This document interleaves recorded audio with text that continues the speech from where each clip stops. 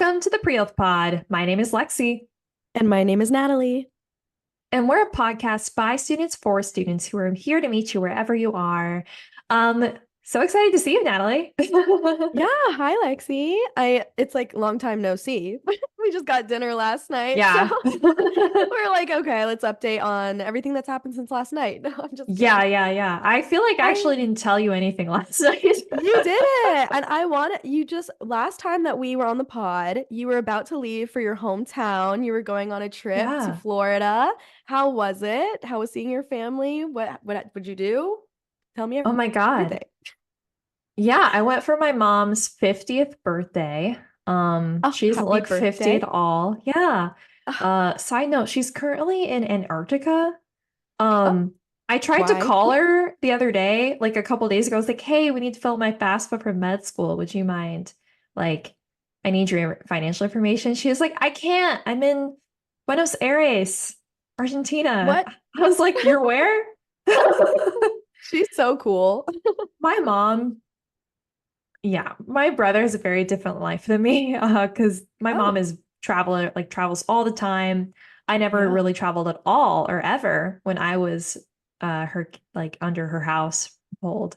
But anyway, Yeah. she has a really awesome boyfriend and she goes with Oh, him all over the world. And so they're taking a cruise from Buenos Aires to Antarctica. But I visited her in my old hometown in Celebration, which is this very small town built by Disney World. oh my Um, gosh. and It's I the grew best up hometown. there. Yeah, I had a lot of fun growing up there, honestly. It's like the best little town and it's very small, so I walked around and saw some of my old friends and that was really weird, Oh, but also cool. And I was like, "Oh my gosh, hey, it's like a what's like travel your, back in time." what's like your oldest friend that you still have from your hometown? Like oldest. Oh man, I will say that I'm still close with. Um, Her name's Izzy. I knew her when I Hmm. think we were like in elementary, middle school. But like my friend that I know that I'm an acquaintance, like you know how you're when you're a kid, you have like your best friend, and Yeah. then you kind of grow up and you grow apart and you don't really talk anymore. But we still follow each other on Instagram, and I occasionally text her. Yeah, of Her, course. her name's Bella, and she's awesome. She's a performer and she like works at Universal Studios and she's like a who. She dresses up in like costumes, she does musicals. And I follow her on Instagram. This is how I found out all of this. And I'm like, "You're like the coolest person ever." And I text her, I'm like, "You're Yeah. still really cool. I know we don't talk anymore and I miss you, but like you're awesome." Oh, no, Um, that's fair. I think over time, like yeah. it's okay to have relationships like that. But my oldest friend from my hometown is a third grade friend. I don't have any friends Aw. before third grade that I still talk to. I feel like But that's third so grade fun, was the time when you right? like made your friends. Yeah, I think that sounds I right. agree. Well, I'm so glad you got to have that trip and see your old hometown and your friends. That sounds like so much fun. I wish Yeah, I could and travel somewhere. I know I hadn't seen my mom in over a year when I visited her Oh, like a weekend ago. So that was really, really nice. And I'll be going back in May for my brother's high school graduation because yeah. he's starting college in the fall and I'll be starting med school. Yay. Tell him to come Um, to Barrett. Come to ASU. he got into Barrett, so he's Yeah. like he might go there. Well, that's But then awesome. I might be leaving, so I don't know. Yeah, that's true. That's true. It's like he probably only wants to come here to hang out with you. Yeah, I know. No. Little brothers, I don't know. My little brother's not like that at least. He's like, stop talking to me. Yeah, But I no, think that's he misses me, um which is kind of sad because I he's oh, 5 years so younger cute. than me. I know because I only Oh, see him like once a year now, since I moved yeah. away from home. And I think he wants to Yeah. live closer to me, and I'm like, "Oh, Oh, and then you're moving away. yeah." Poor kid. Well, tell your mother I Yeah, said happy birthday. I will. I, How about you? Anything new and exciting? not as much as that. I've just been doing school as usual during the semester. I've been getting super busy with midterms and it's really like kicking up a notch right now. Actually, Yeah. next week I have like 3 midterms back to back, and it's just gonna be a crazy week. And then we're leaving for spring break, so it's like all gonna be super busy. But I Wow. just had my first anatomy practical exam, which I don't know if any undergrads listening are in anatomy, but those are hard. They are so hard. It was like almost a 3 hour, like, well, I guess almost a 2 hour because she gave us a late start time, but it was almost a 2 hour exam where we were like going around different stations and we were on a timer of like 90 seconds at each station. And you have to like pick up the bone. It's like all of the entire human skeleton and like tell what the bone is, name the features on the bone, and then like side the bone. So like, is it on the left side or the right side of the body, like that specific bone? And I was like stressed. Oh my There was also gosh. like the epithelial tissues and the connective tissues and like where are those found in the body? You have to look at it on the microscope and be like, okay, what are you looking at? So it's Yeah. stressful. That does sound stressful. Anatomy, I remember, is just a lot of information. But that'll So prepare you very well for med school, you know. yeah, yeah. And it's what I enjoy learning, actually. I love anatomy class so far. It's definitely my favorite class that I'm in this semester, like by a long shot. Yeah, yeah. But I've been it is a having lot. like mini anatomy quizzes at my work.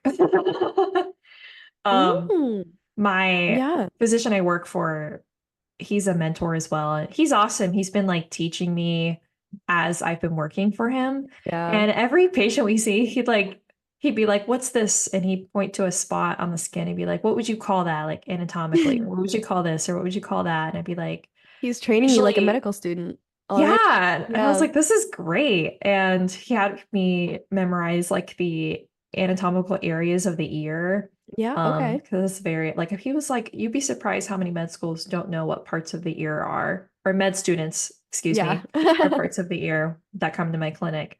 So it's very useful experience. And Yeah. I was like, are you just teaching me this so that you don't have to dictate so much to me? Probably. He wants you to just already know what he's talking about. But the ear is Yeah, read his complex. mind. So, Yeah. Yeah. that's awesome that he teaches you so much about that. I think it'll really Yeah. help you, especially this fall when you start school. But yeah, Yeah. I'm just been kind of going through the motions of the semester, getting back into everything. I started volunteering again at the hospital, which I love doing. That's So I'm really happy to awesome. be back there. I decided on my thesis topic with if you remember my HPV Yep. like Hmm. cohort that we're doing of HPV carcinogenesis and prevention. And I decided my specific thesis topic, which is going to be kind of related to the gendered aspect of vaccine hesitancy and kind of looking Oh, at yeah.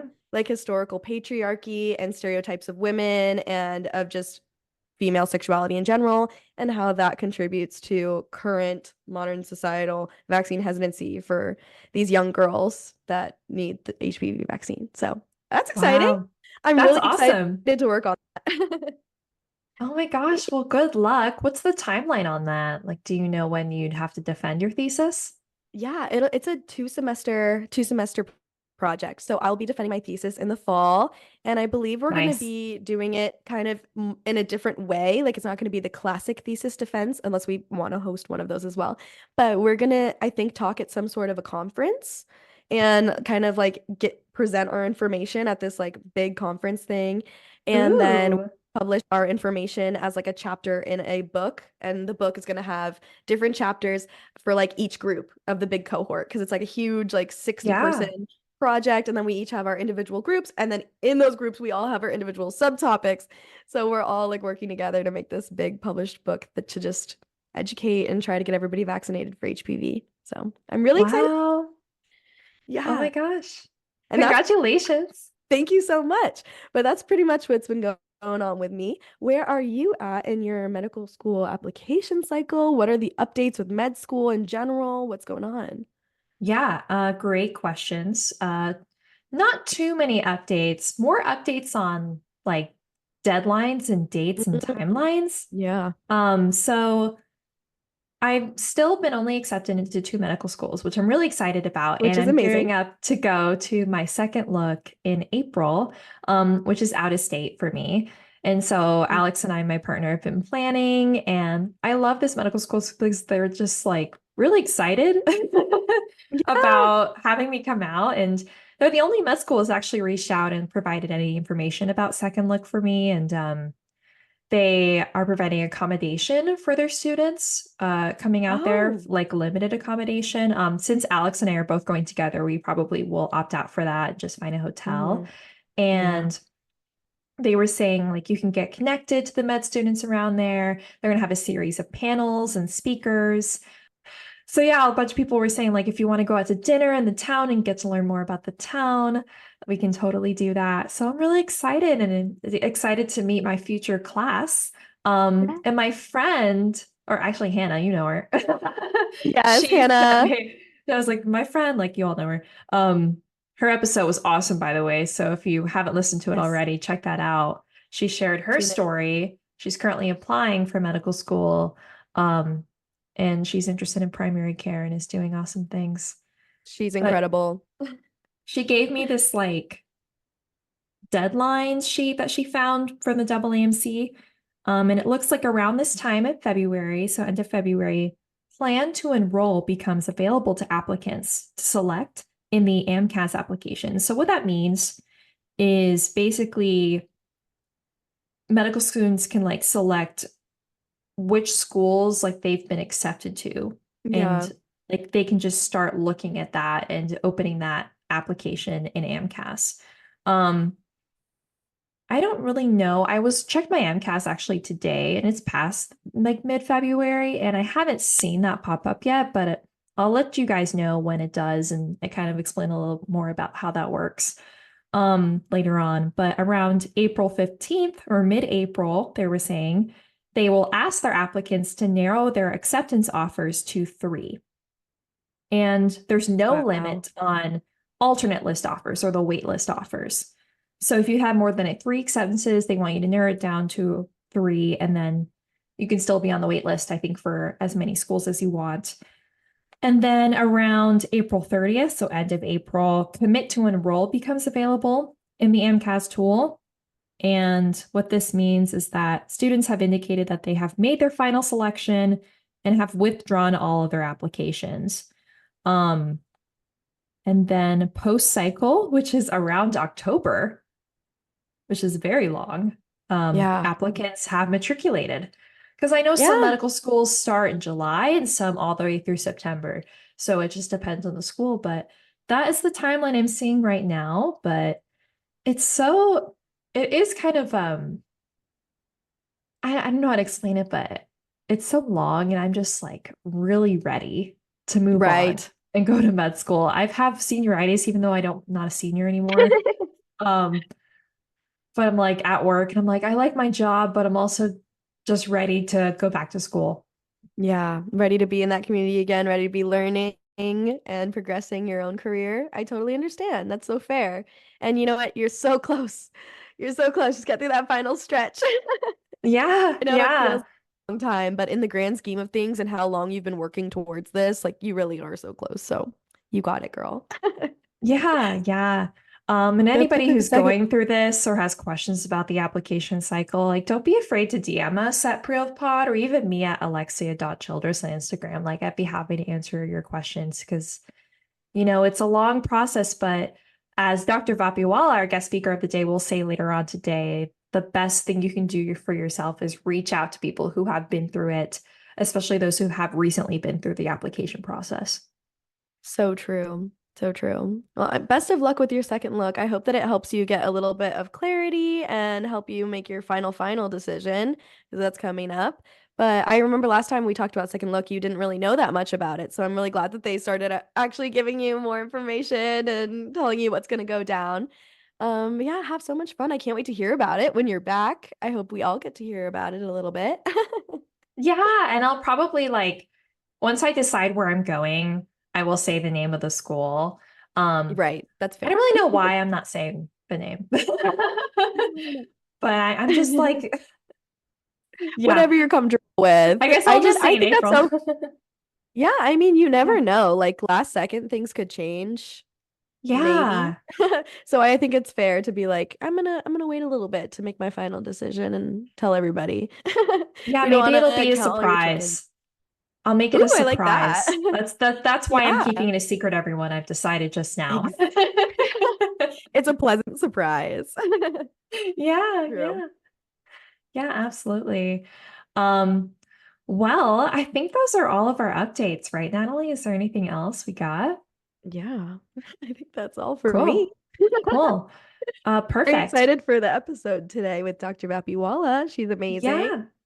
Yeah, I know it's a bit of a shorter one, but Right. she's awesome. And I explain a little bit more about Dr. Neha Vapiwala. She's Dean of Admissions at Perelman School of Medicine. Mhm. So, yeah, we can go ahead and transition there.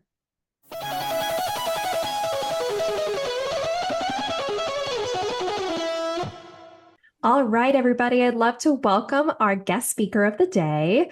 Dr. Neha Vapiwala is Professor and Vice Chair of Education in the Department of Radiation Oncology and Dean of Admissions at the University of Pennsylvania's Perelman School of Medicine. She's a recognized leader in undergraduate and graduate medical education, previously serving as Assistant Dean of Student Affairs at Penn and as the National Chair of her specialty's ACGME Residency Review Committee. In addition to her roles as a mentor and advocate for medical trainees, Dr. Vapiwala's work has focused on the healthcare implications of enhancing socioeconomic representation in the broader medical workforce. Her clinical practice specializes in the management of patients with genitourinary cancers, and her research focuses on biological and technological improvements in the management of prostate cancer. Thank you so much for joining us, Dr. Vapiwala. We're excited to chat with you. Thank you Welcome. so thank you so much for having me. It's my honor to be here. Yeah. And for those of you who don't know, Dr. Neha Vapiwala actually was one of my first guest speakers of the National Pre-Health Conference way back in 2020. And she spoke a couple times since then at the events. So thanks so much for being such a great supporter of our organization and helping share your wisdom with our students. Oh, absolutely. And it's crazy to think back to 2020 and all the uncertainties we were dealing with, but I Yeah. commend you and your group for throwing such a wonderful and hopefully informative conference. Yeah. Thank you Yeah. so much. And you may hear of another invitation from me for our next conference in May. It's coming Um, up. No, that was so a great session that Dr. Vapiwala did. I watched it and it was awesome. I highly recommend everybody that is listening looks it up on YouTube and watches the session from Dr. Vapiwala in 2020. And it's on our YouTube channel is just National Pre-Health Conference. Yeah. yeah. Great. Yeah, that you Look it up, got it. everyone. Love Yeah. the plug. Awesome. Yeah. Well, I wanted to jump into my first question. And I know you're the Dean of Admissions at the Perelman School of Medicine at Penn. How would you say the admissions team at Perelman weighs academic achievements, extracurriculars, and personal qualities when reviewing applicants? So I know that's kind of a loaded question, but feel free to answer however you like.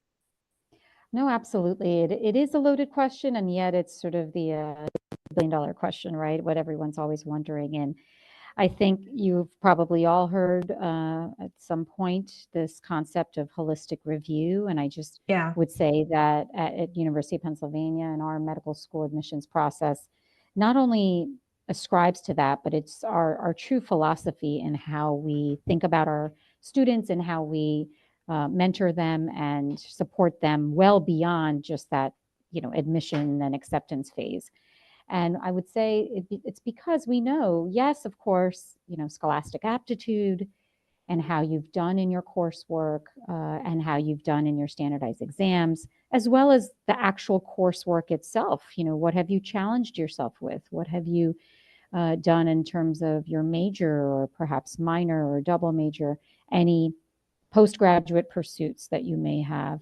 What is your general sort of academic record? And when you have had success, but also when perhaps you had some stumbles along the way, were you able to get back up and were you able to recover from perhaps a tough semester, for example? So we're looking at not a number cutoff or any sort of profile, but rather the entirety of what are you about, what are you interested in. And I might mention here, as you probably know, many of our students that end up getting accepted are non-science majors in undergraduate and end up doing post-baccalaureate work. So there's, again, truly not any one look to this, but I will say that we are wanting to see that you have just an interest in academic performance that's shown in your transcripts, but perhaps more so shown just in your track record.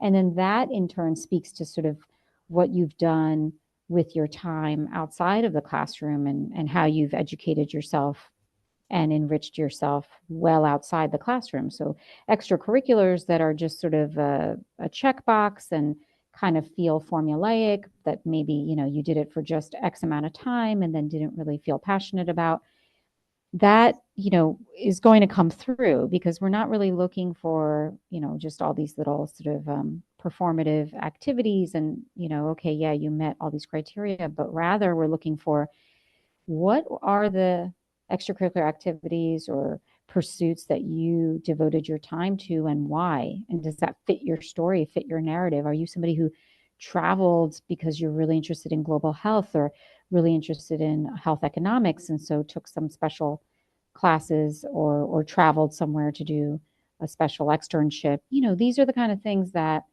we are looking for to say, okay, there's a story here that isn't just, gearing up for a med school application, but is really about where your passions are and what you care about.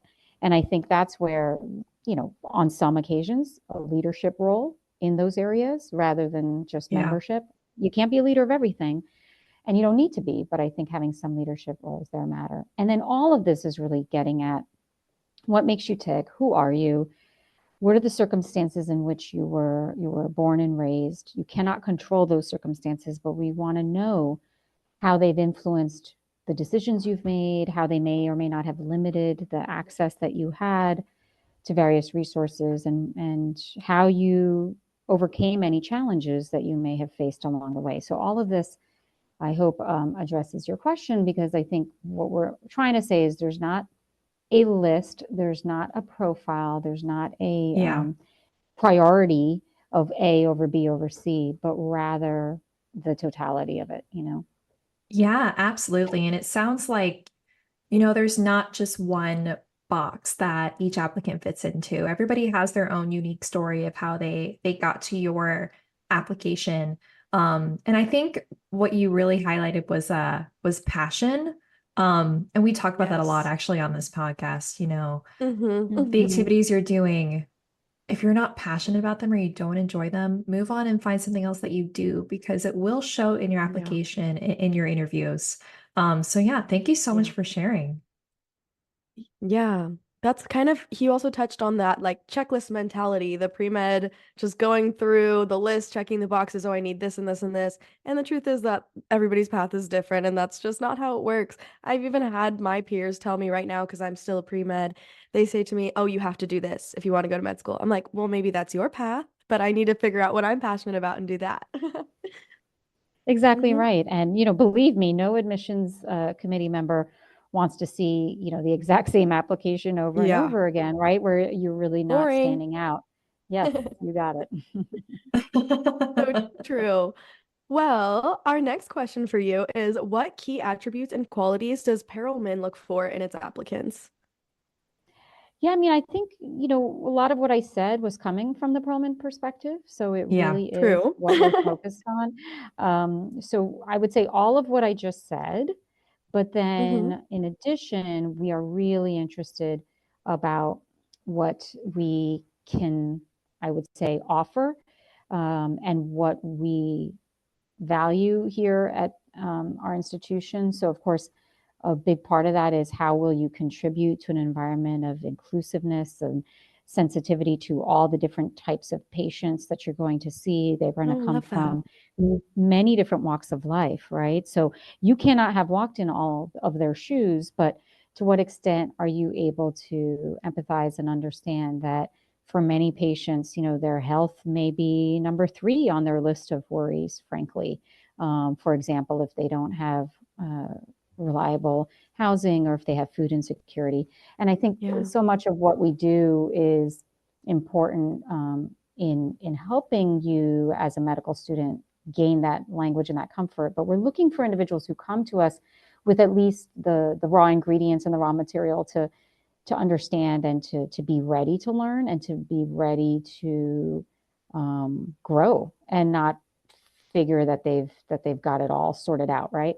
And then the other piece of this is, what does Penn offer? What are our strengths? And will this applicant take advantage of those strengths? You know, we have phenomenal number of graduate schools that are honestly like top of their game. So, you know, Yeah. you have your Wharton, you have your top law school, we have top nursing, communications, engineering, and the list goes on. And so, are you someone whose interests might even be supplemented by opportunities at these other Yeah. schools? And that's something we want. We want to have people who'll take advantage of it. Yeah, I love that absolutely. diversity and inclusion aspect to that. I think it's very important to make sure that you're having a diverse community so that you can treat a diverse patient population. So I love that mission statement kind of that you were touching on, Perelman. Yeah, absolutely. And you know, again, you don't have to look a certain way or be from a certain place, but do you have you had enough life experiences and maturity to appreciate others and listen to others and be Exactly. able to understand that you're not going to know every single thing that matters to them, but you have to be able to get that information to be an effective physician. Yeah, True. absolutely. And it sounds like a great way to showcase that you understand or the importance of inclusivity and diversity in medicine is through clinical experience and also community service in your area as well. And getting involved with the patient population. I worked in an ER and saw many different types of patient populations who came in. And so if you're someone who's trying to figure out how to make yourself stand out in application, clinical experience is also the way to go, like medical scribing or becoming a medical assistant. Okay, awesome. Well, I'd love to ask our next question. For students in their first or second year of college, a little early on, what advice could you give them to adequately prepare for the medical school application process? Yeah, so I think again, one of the things that, you know, many folks that are applying now have had to live through is the effect of the pandemic on their studies, right? On all of our grand plans that we've had, you know, over the past Mhm. 3 years or so have been upended in some respects. New opportunities have arisen. You just never know. And so I think what one can do is, I think, work with their pre-med advisors. So both the official people assigned to you, as well as sort of your unofficial mentors, people you look up to. And this includes not just faculty at your college or post-bac program, but research mentors and near peer mentors, you know, upper years who you knew that successfully applied to med school or grad school, and just pick their brain and make sure that you are getting all different viewpoints. Sometimes you're going to get conflicting advice and you need a deal breaker, but I think the more people you talk to, the more you can sort of understand the different ways and different paths of how a med school application can come together. But, you know, you definitely want to, you know, sort of, again, be thinking about what's my story, who am I, and how do I articulate this in the most sort of efficient but same time detailed way to a group of strangers. And you know, Yeah, yeah. and make sure, and you know, it always starts with being genuine and sincere. So if you are, Yes. that makes all the difference. And I think that's a key step. And then, you know, on a very pragmatic level, you know, you got to know your deadlines. You got to know, you know, what Yeah. all the missing parts are. Are the transcripts coming? Did the MCAT timing work out? Are you on top of your letter writers to make sure they're doing what they need to do? And, you know, sometimes that involves being a little bit of a nudge, but you got to Yeah. kind of stay on top of it, because if you don't, no one else will. Yeah, True. absolutely. Yeah, there's definitely many different parts, moving parts to the application process. I remember, especially for my letters of recommendation, something I didn't prepare for, and I talked about this on another episode, was that my recommenders didn't know how to use Interfolio, which was the storage place for my letters. Uh-huh. And so when I'd send the link, they're like, what is that? How do I use that? And so just being prepared for that and like being, oh, let me meet with you and show you like how to use it and submit your letter. Um, and there's just many different parts of the application process. Yeah. But something else you said is, yeah, talking to people who have gone through the process. I mean, thousands of people go through it every year and have been Mhm. successful especially probably at the school you're at for those listening. I know Arizona State University, I'm currently going through it. We had a couple people on our podcast who have gone through it and have already gotten to medical school. Woo. And some medical students as well. So yeah, if you're actually someone who's looking for some advice or mentorship or just to talk to some med students, DM us at Prehealth Pod. We know many at Penn. I don't know, Dr. Vapiwala, if you know Dr. or not Dr. Jonathan Sussman, Oh, yeah. the MD PhD student. He's been on our podcast a couple times. He's He's awesome. amazing. Oh, We love him. wonderful. Yes, an absolute wonderful resource for sure. But exactly, there you go. There are people who've been through this recently. There are folks that may also come from the same undergrad or home state as you, and you just, might have certain things in common that would really be helpful folks to chat with. Yeah, and don't be afraid to ask them to like look over your personal statement, your secondary essays, or even especially the descriptions of your extracurriculars that you put on your AAMC. I asked all of my med student friends to take a look and say, hey, what do you think of this? And I did get a lot of feedback. They were like, hey, it's a little bit more constructive, but not a lot of the introspection and you need to think a little bit more about who you are genuinely and like what your passion is for medicine instead of the pragmatic part of it. So that really helped in getting that feedback from especially medical students. And also another thing was I asked some of my friends who are majors in English and humanities to take a look at my essays because they brought a different perspective as well.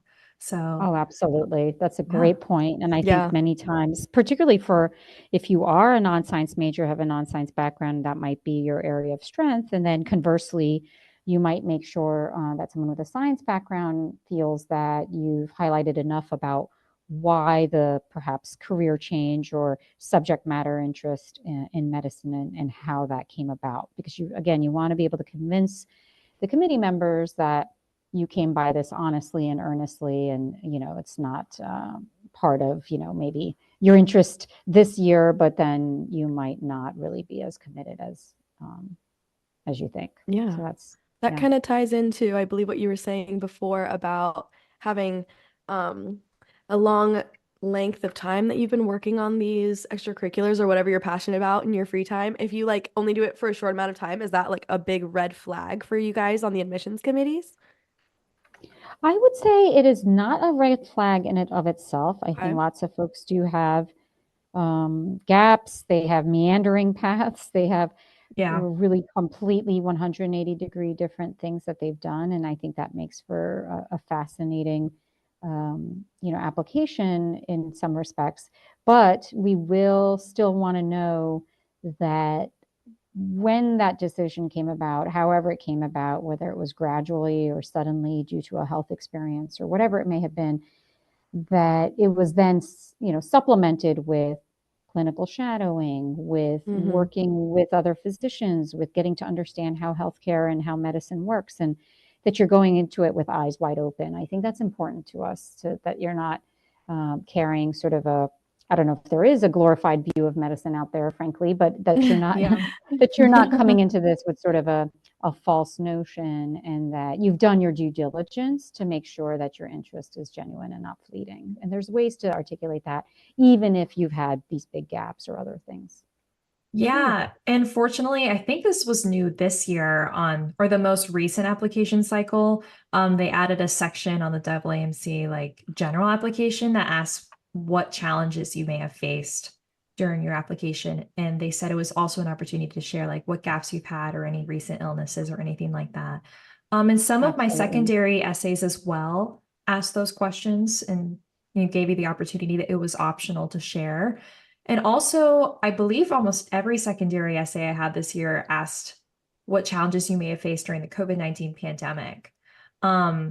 Correct me if I'm wrong, Dr. Vapiwala, but do you think they'll still continue that question for a few more years? Because I know I think so. there's still students, we instituted it in 2020, for that new season, 2020, 2021 year, because we had basically two questions. Is there anything that happened during the pandemic that you would like to share with the committee? That a specific paragraph on the secondary for that. And then we also had area in the secondary where you could explain your decision to take certain classes pass fail during the Oh, yeah. pandemic period if you had the Interesting. option not to, because we don't want the committee to assume the worst because you did something pass fail when you had the option. And every undergrad was sort of doing something different, and some places gave you a choice, some didn't.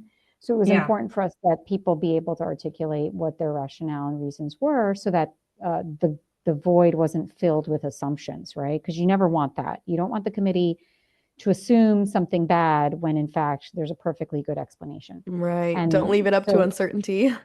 you got it. You got it. And because we're still in the period where that's people's, freshman, sophomore, junior, senior year, that question is going to have to stick around for a little bit longer.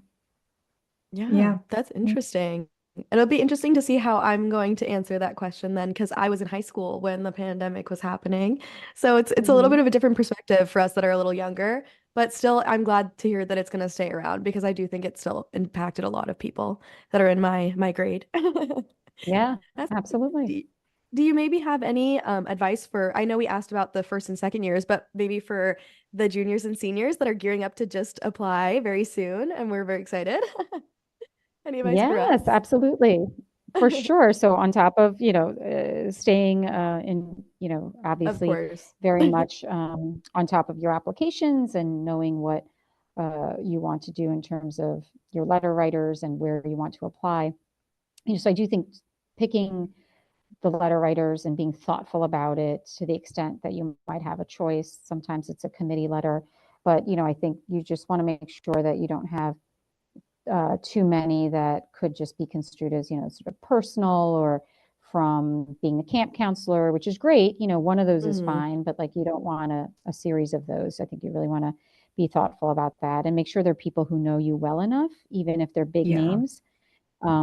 So there's that. So there's a lot of that practical stuff. And then in general, I would say, being very thoughtful about your list where you're applying. It's tempting to just click a bunch of boxes and just apply broadly, but at the same time, where do you really see yourself? Where do you want to be? And, don't put yourself in a situation where you're like, why did I apply to so many places? What am I doing? Yeah. And then and then practicing interviews, practicing with that same group that I was talking about of wonderful mentors that you've assembled.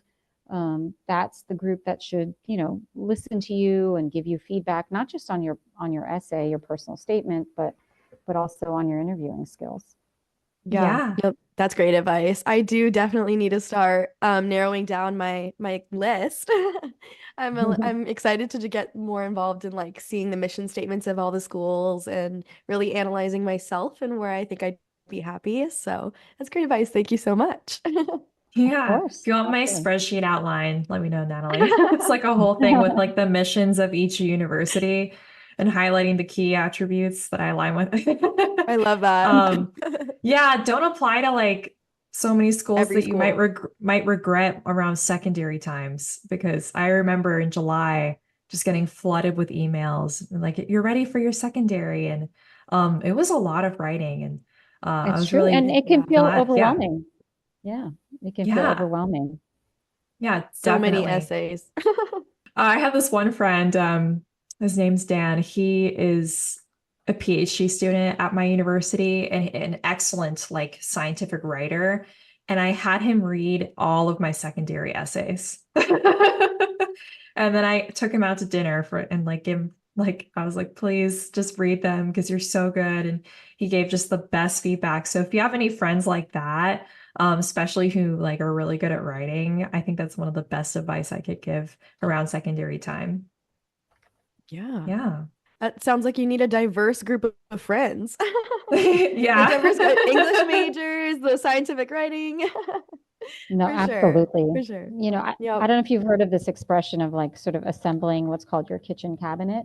This idea of, it's your, people talk about the president and they have a cabinet of advisors and experts. And, you need your own kitchen cabinet of like people who care about you, but they are not so invested in you, so not your mom, but like that they're not, that they're able to be objective, that they're able to give you meaningful critique, that they're able to say, I don't know, like this doesn't come across as earnest, or have you thought about this or that? And they're different people at different times in your life that you need, depending on what it is you're going through. So they're not all going to be, the experts on every situation, or the first person you turn to for a professional matter may not be the first person you turn to, for something personal. But at the same time, they need to know enough about you and Yeah. be trusted advisors. And I think assembling that group, if you will, over your young lives and, starting that now is going to serve you well. Yeah, True. absolutely. That's a great advice. Awesome. Yes, thank you so Well, I know, much. I know we've hit Yeah. about time. I know you're super busy, and I really, really appreciate both of us for you coming on our podcast today. Yes. Thank you so, so much. Oh my Thank you gosh, so this was so much. fun. Absolutely. I love your questions. And I think, again, hopefully for the listeners, they know that there's just an abundance of resources and people out there who care and who want them to succeed in this. And I guess the last thing I would say is I'm sure we'll Yeah. have conversations again in the future, but I think, it's so, so incredibly heartwarming, I'll say, and important to those of us who do work in admissions and who are practicing doctors, that we know you are our future and that you're coming down the pipeline and that you're committed to a career in medicine. It just gives us so much faith in humanity. And Oh, after everything we all went Aw. through in the pandemic, it's yeah. really like one of the more positive things that's come out of it is that I think more and more young people are interested in a career in medicine, and there's nothing like it. There really is nothing like it. So you've made the great choice already. So you've made the hardest choice and the greatest choice, and now the rest is just learn and have fun. I like Yeah. that. Awesome. Well, thanks again, Dr. Vapiwala. All right, I'll roll the credits. This podcast was produced by Ari Rosenthal and Lorelei Edmonds. You can find our conference on Instagram, Twitter, and LinkedIn at National Pre-Health Community or NPHC 2020. You can also find our podcast on Instagram at PreHealthPod. You can find all of our events, including our next National Pre-Health Conference, May 18th through the 19th, at nationalprehealthconf.org. And please like, leave a review, or tell one friend if you liked our podcast. Thanks for listening. We'll see you in a few weeks. Bye. Bye.